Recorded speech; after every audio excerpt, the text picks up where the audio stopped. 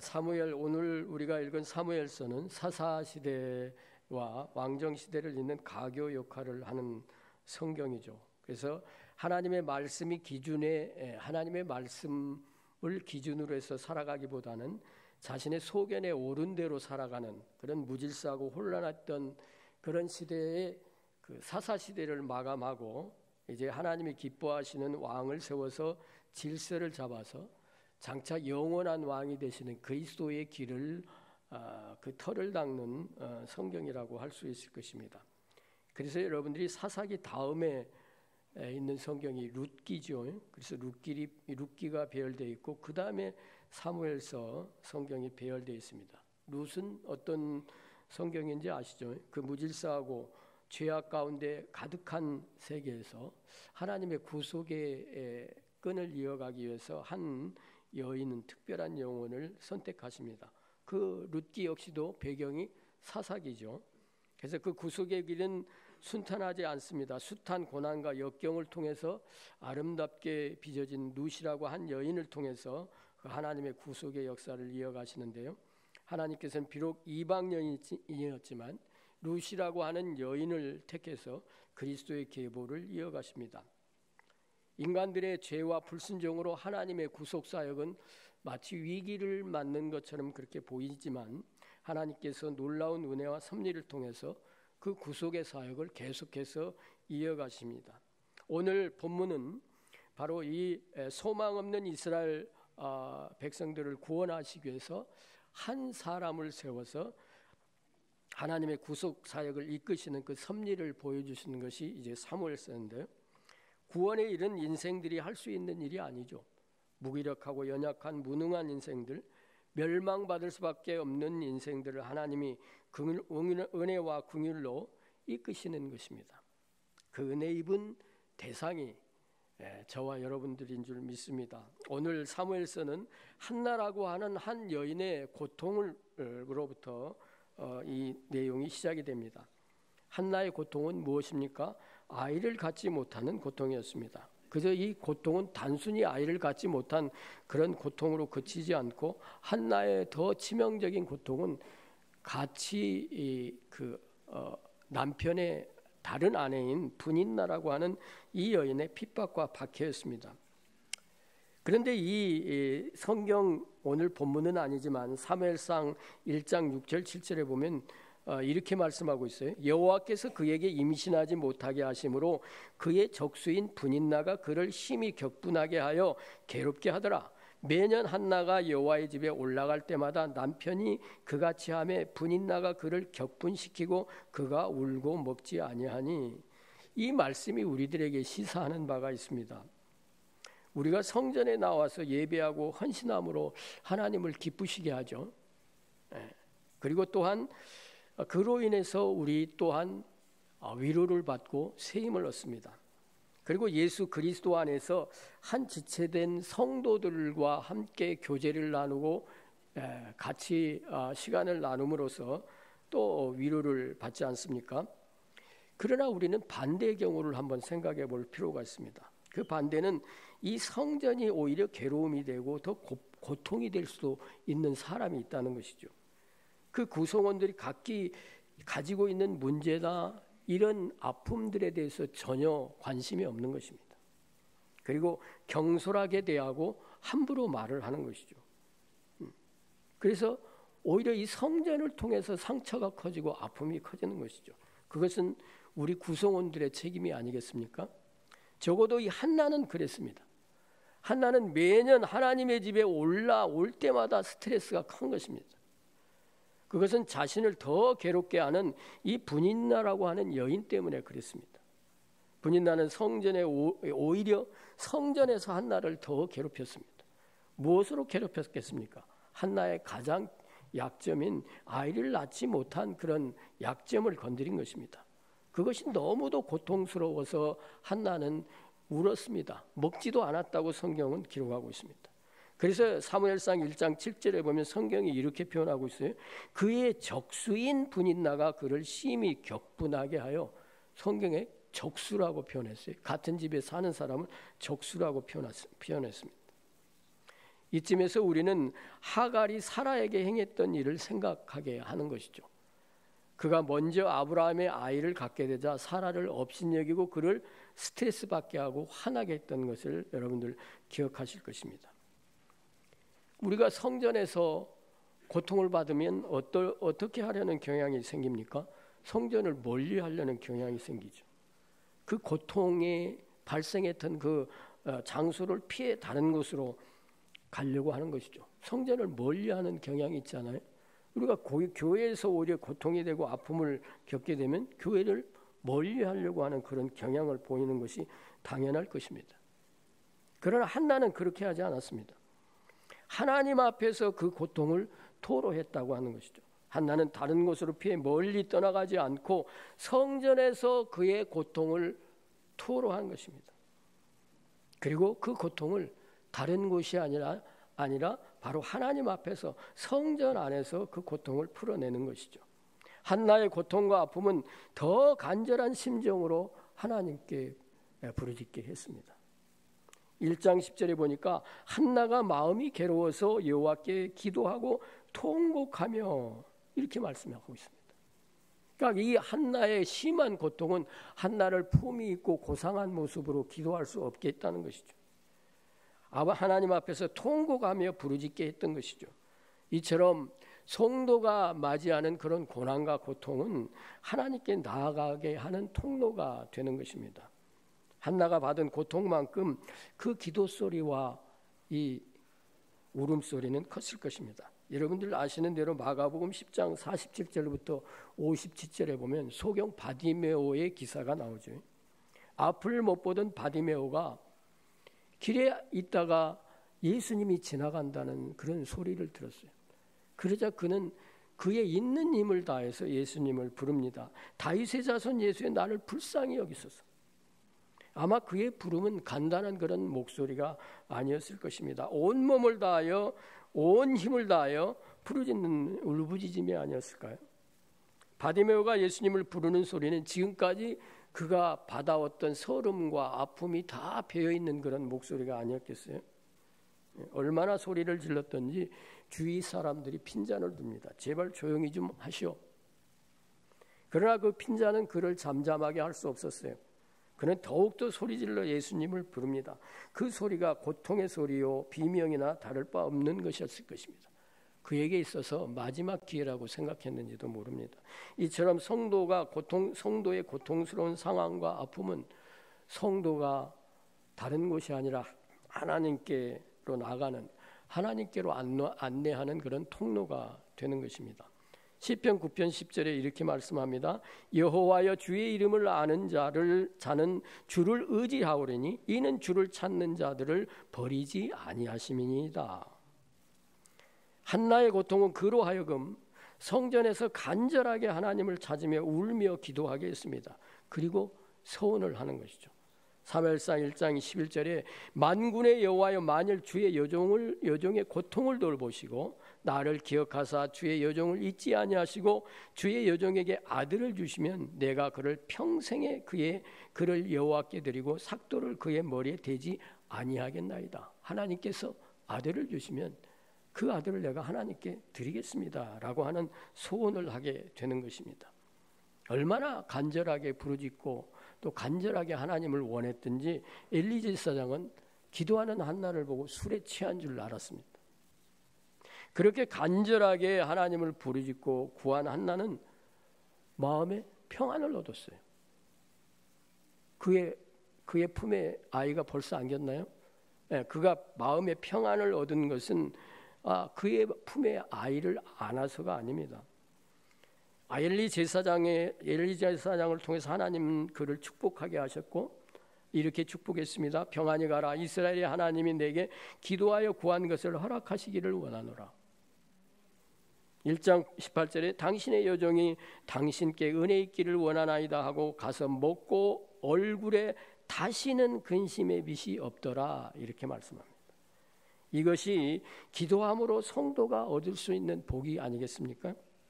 주님께 마음을 내어놓고 하나님의 자녀들이 누릴 수 있는 복입니다. 정말 진실로 고통과 슬픔과 어려움으로부터 해방되시기를 원하십니까?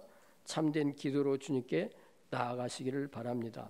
하나님께 나아간 자는 평안을 얻을 수 있습니다. 평안뿐만이 아니라 기쁨도 누릴 수 있다고 성경이 말씀하고 있습니다. 시편 5편 11절에 주께 피하는 모든 사람은 다 기뻐하며 주의 보호로 말미암아 영원히 기뻐 외치고 주의 이름을 사랑하는 자들은 주를 즐거워하리이다라고 말씀합니다. 주님과 함께 하는 그런 1대1의 시간을 가지고 계십니까?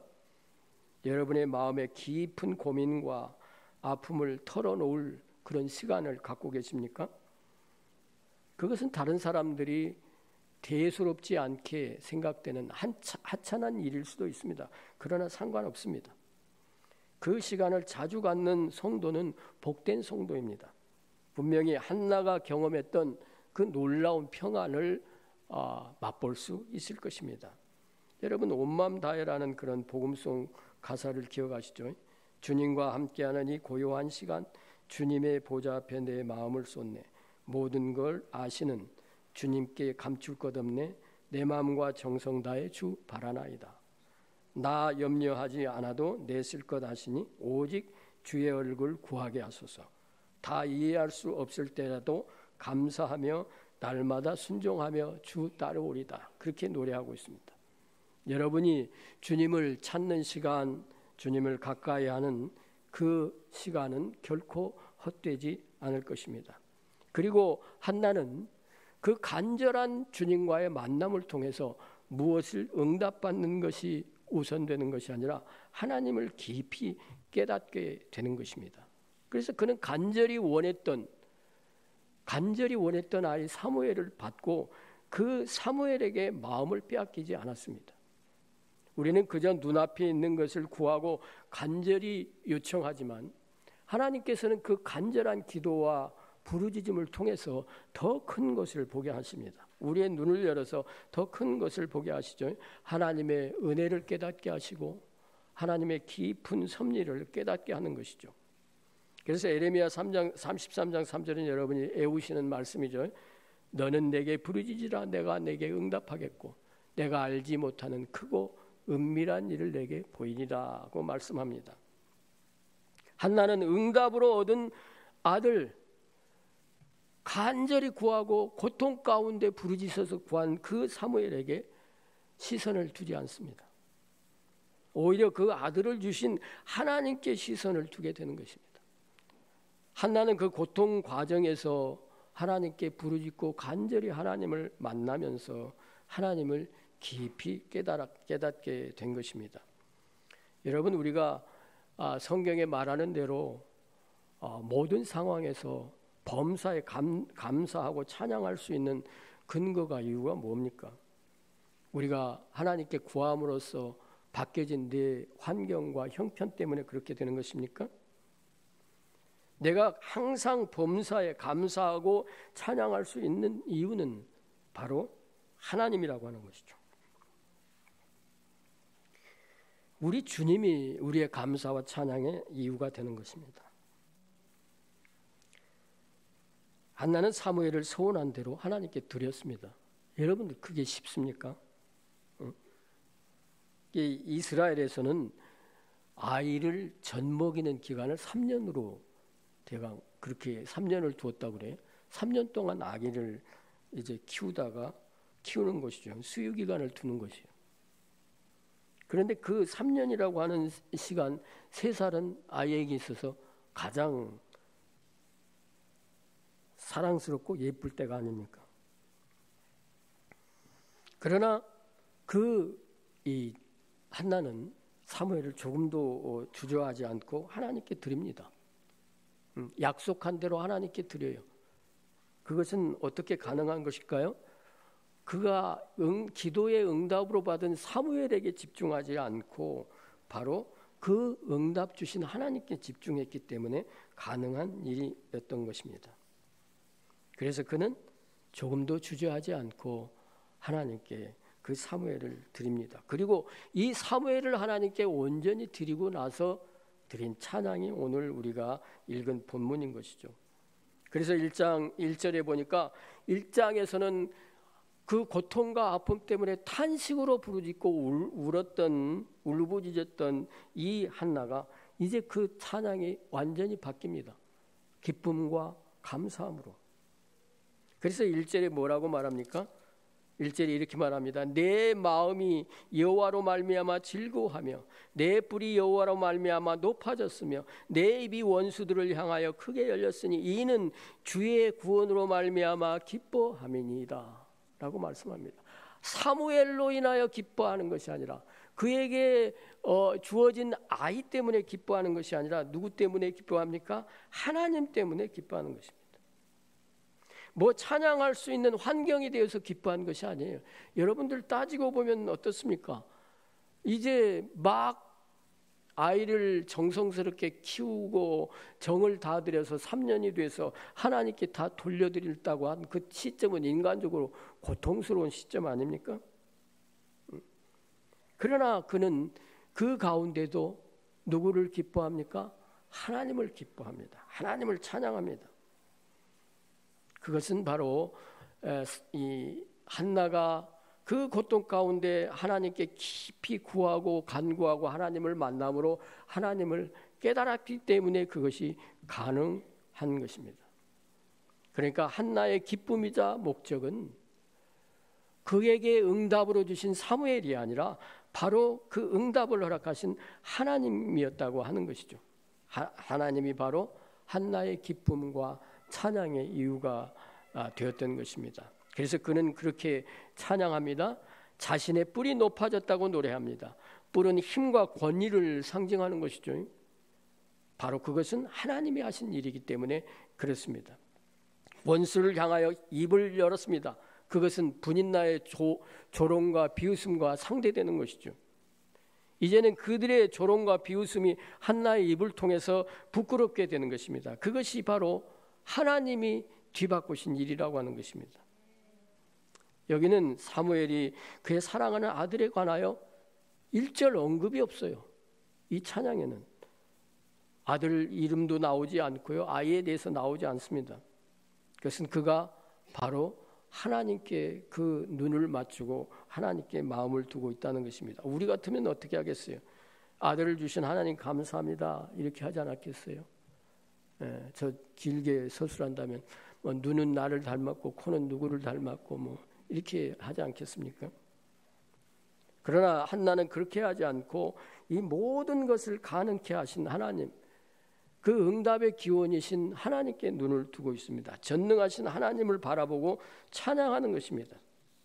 그리고 그 하나님은 누구도 비교할 수 없는 절대 권위자이신 거룩하신 하나님임을 찬양하고 있습니다. 그리고 그 하나님은 우리 모든 하나님의 자녀들의 견고한 반석이 되시는 것입니다. 그러나 우리는 종종 그 견고한 반석이 되시는 하나님을 잃어버리고 살지 않습니까? 그리고 그 하나님이 자랑이 되는 것이 아니라 다른 것을 자랑하려고 합니다. 그리고 다른 반석에 서려고 합니다. 다른 곳에 서려고 합니다. 그리고 다른 미천을 보여주려고 하는 그런 어리석음을 범한다고 하는 것이죠. 우리의 최고의 반석은 전능하시고 우리의 구속자가 되시고 거룩하신 하나님이십니다. 이 시간 우리는 그 거룩한 하나님을 향하여서 예배하고 있는 줄 믿습니다. 그리고 3절에 하나님은 모든 것을 아시고 계십니다. 우리의 앉고 일어섬과 우리의 생각과 우리의 언어와 모든 의도를 다 아시는 하나님이세요. 우리의 품은 의도, 행동의 의도까지도 다 아시는 분이십니다. 우리는 가끔 그런 얘기를 듣죠. 아, 참 귀가 얇네. 이런 얘기를 듣잖아요. 그럼 무슨 말이에요? 무슨 말을 하면 다 쏙쏙 다 그냥 믿어버리죠. 그리고 무슨 말이면 다 마음이 요동하고 흔들리고 이랬다 저랬다 하는 사람을 귀가 얇다고 하지 않습니까? 그러나 하나님은 절대 속지 않습니다. 말에도 태도에도 그 숨은 의도를 다 알고 계신다고 하는 것이죠. 참과 거짓을 아시는 하나님이십니다. 그리고 행동을 달아보시는 하나님이에요. 판단하시는 하나님이라고 하는 것이죠. 그리고 오늘 이 찬양의 절대 이 어떻게 보면 이 핵심이라고 할 수 있는 것은 하나님은 절대 주권을 가지고 계시는 하나님이시라는 거예요. 누구도 흔들 수 없는 그분만이 가지시는 절대 주권을 가지고 계신다는 거예요. 그것은 어떤 누구도 흔들 수 없는 주권을 가지고 계신다는 것이. 우리가 드라마나 이 스포츠에 그 심취하는 이유 가운데 하나가 뭡니까? 재미가 있는 것이죠. 네, 아주머니들 재미 있잖아요. 네, 스포츠 남자들도 스포츠에 빠져서 어쩔 줄 모르죠. 그런데 그 드라마 스포츠 재미의 큰 요소 가운데 하나가 뭡니까? 드라마는 반전이 있어야 됩니다. 반전. 뒤집어지는 그런 어떤 포인트가 있어야 돼요. 스포츠는 뭡니까? 역전되는 그런 포인트가 있어야 돼요. 맨날 강한 팀이 맨날 약한 팀을 이기고 그러면 재미없잖아요. 그러나 종종 어떤 일이 벌어집니까? 아주 강하다고 생각하는 그런 팀이 아주 허약한 팀에게 아주 무너져 버리는, 낭패를 당하는 그런 모습을 우리가 스포츠를 통해서 보게 되는 것이죠. 그것이 또 우리를 흥분시키고 짜릿하게 하지 않습니까? 그런데 하나님은 하나님의 직권으로 이 모든 것을 바꾸시고 반전시키고 역전시키시는 하나님이라고 하는 것을 한나는 노래하고 있는 것입니다. 그 반전시키는 그 은혜를 입은 사람이 또 한나인 것이죠. 그래서 4절에 뭐라고 합니까? 용사의 활을 꺾어버립니다. 용사 전쟁터에 나가서 이 적을 무찌르는 용사의 자랑이 되는 그 무기를 꺾어버리십니다. 그리고 넘어진 자를 능력으로 일으켜 세워주십니다. 모든 것이 다 하나님이 결정하시고 하나님이 주권적으로 행하시는 일이라고 그렇게 말씀하는 것이죠. 심지어는 5절에 보니까 가난하고 부한 것도 많이 누리고 했던 사람이 가난하게 되어지고 또 없던 자들이 다시 줄이지 않는 그런 일이 벌어지는 이런 모든 일들도 다 하나님이 행하시는 일이라고 말씀하는 것이죠. 모든 주권이 다 하나님이 쥐고 계시다고 하는 것이. 그래서 우리는 그 하나님 앞에 겸손하게 행해야 된다고 하는 것을 한나는 그 노래를 통해서 교훈하고 있는 것입니다. 한나는 그 고통의 기도 가운데 하나님을 만나는 과정에서 그 하나님을 깨닫게 된 것입니다. 그리고 그 응답하신 하나님을 이렇게 찬양하고 있는 것입니다. 그 하나님은 어떤 하나님이세요? 그리고 우리의 생사를 주관하시는 하나님. 우리가 살아가면서 제일 두려워하는 것 중에 하나가 뭡니까? 죽음의 힘입니다. 죽음의 힘. 죽을까 봐 다 절절매지 않습니까? 좀 몸에 무슨 조그만 이상 징후가 보이면 이거 큰 병 아니야? 이렇게 걱정하잖아요. 어떤 사람은 2년에 한 번 마땅히 받은 정기점검도 가지 않아요. 왜 그런가 했더니 의사의 입에서 나오는 말이 두려워서 못 간다고. 큰 병원으로 가셔야 됩니다. 이런 얘기 들을까 봐 못 간다는 거예요. 이럴 정도로 우리는 죽음에 진 눌려서 살아가고 있습니다. 그런데 이 모든 것을 바이러스가 주관하는 것이 아니라 하나님이 주관하고 계신다는 거예요. 생사를 하나님이 주관하고 계신다고 하는 것입니다. 가난하고 부하게 되는 모든 것도 하나님이 쥐고 계신다는 것이. 여러분, 우리가 11조를 드리죠. 11조는 왜 드립니까? 우리가 소득의 10분의 1만 하나님이 거셔서 11조를 드립니까? 그렇지 않죠. 내가 가진 것, 내가 소유한, 나의 소득의 열의 하나만 하나님의 것입니까? 그렇지 않습니다. 내가 가지고 있는 모든 것이 다 하나님의 것이. 그래서 이 11조는 무슨 행위인가 하면 신앙 고백적인 행위예요. 내가 누리고 있는 모든 것이 하나님께로부터 왔습니다. 주님이 주셨습니다. 라고 하는 신앙 고백이 11조라고 하는 것이죠. 이 절대 주권을 가지신 창조주 하나님, 이 세상에 있는 모든 것을 지으신 그 하나님께 한나는 지금 찬양을 하고 있는 것입니다. 비천한 자를 일으켜서 영광스럽게 해주시는 하나님. 오늘 여러분들이 이 드리는 예배도 그 하나님께 예배를 드린 줄 믿습니다. 땅의 모든 것이 다 하나님입니다. 모든 기초, 모든 근간이 다 하나님이 세우신 것입니다. 그래서 우리는 하나님을 찬양하는 것 아닙니까? 마음껏 찬양하는 것이. 내게 주어진, 손에 쥐어진 것을 보고 그것을 보고 찬양하고 감사하고 기뻐하는 것이 아니라 그것을 주신 하나님, 그 기원이 되신 하나님을 찬양하는 것입니다. 그리고 우리는 그 하나님이 지으시고 주관하시는 이 세상에서 살고 있다고 하는 것입니다. 한나는 진정 그 하나님을 만나고 깨닫게 되었습니다. 그래서 그 절대 주권자이신 모든 것을 좌우하시는 그 하나님을 찬양하고 있는 것입니다. 그래서 우리는 하나님 앞에 늘 겸손해야 되는 것입니다. 우리는 한 치 앞을 알 수도 없고 무엇을 할 수도 없어요. 어느 때는 대단한 일을 이루는 것 같지만 아무것도 아닙니다. 한 치 앞을 알 수 없어요. 5분 후도 모릅니다. 아니 1분 후도 몰라요. 여러분들 그 TV에 유튜브에 나오는 그 교통사고 영상 보신 적 있어요? 그건 뭐 몇 초도 못 내다봐요. 순식간에 그 멋진 자동차들이 아주 그냥 뭐 휴지 조각처럼 막 부서지지 않습니까? 그처럼 나약한 것입니다. 그런데 가끔 우쭐대고 잘난 척하죠. 오늘은 하나님의 그 절대 주권자 앞에서 우리는 늘 겸손해야 합니다. 그런데 그 절대 주권자이신 하나님은 그것을 아무렇게나 행사하시는 하나님이 아니라 하나님의 신실하심에 근거하여서 행사하시는 하나님이라고 말씀합니다. 그래서 하나님의 그 신실하심은 거룩한 자들의 발을 지키시고 의로운 자들을 하나님이 그 발을 지키십니다. 그리고 악인들을 잠잠케 하십니다.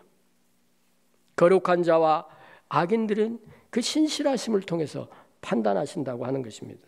시편 35편 6절에 그들의 길은 어둡고 미끄럽게 하시며 여호와의 천사가 그들을 뒤쫓게 하소서라고 시편 기자가 기도했습니다.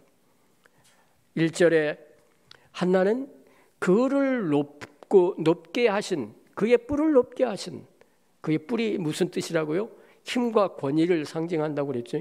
그렇게 높이신 하나님을 찬송했는데 이제 마지막으로 그는 여호와의 왕의 이 뿔을 찬양하고 선포하고 있습니다. 그것은 1차적으로는 이제 그리스도의 계보를 잇게 될 다윗 왕을 말하는 것지만 궁극적으로는 영원한 왕, 우리에게 임하셔서 영원히 다스리실 그리스도를 선언하는 것입니다.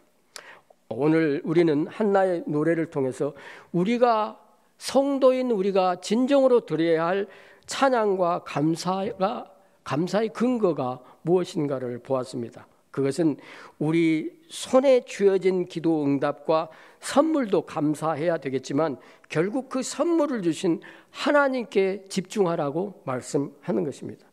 내게 주어진 것은 다 변합니다. 때로는 그것들로 인해서 나로 잘못된 오만에 빠지기도 합니다. 우쭐대기도 합니다. 때로는 낙심하고 좌절나기도 합니다. 열등감에 빠지기도 합니다. 그러나 그것을 내게 허락하신 하나님을 바라보고 그분께 집중하면 우리는 변함없이 하나님을 신뢰하고 찬양하고 감사할 수 있는 것입니다. 한나는 그 고통과 아픔을 통해서 하나님께 나아갔고 그 과정을 통해서 하나님을 깊이 알아가는 은혜를 누린 것입니다. 그래서 하나님의 표면적인 기도 응답인 그의 아들인 사무엘에게 그 마음과 시선을 집중하지 않고 그 은혜를 허락하신 하나님께 그의 시선과 마음을 집중했던 것입니다. 여기 예배드리는 우리 모든 분들도 그 모든 것을 있게 하신 하나님, 모든 것을 주관하시는 절대 주권자이신 하나님께 집중하시기를 바랍니다. 그 하나님이 우리의 찬양과 기도 또 찬양과 기쁨의 이유가 되시기를 예수님의 이름으로 축원합니다. 이 시간 우리 함께 잠깐 기도할 때 내가 처한 상황이 어떠할지라도 하나님을 의지하게 하옵소서라고 기도하시기 바랍니다. 그리고 하나님이 내게 주신 것에 주목하기보다 하나님을 바라보고 하나님께 감사하며 찬양하게 하옵소서라고 구하시는 시간 되시기 바랍니다.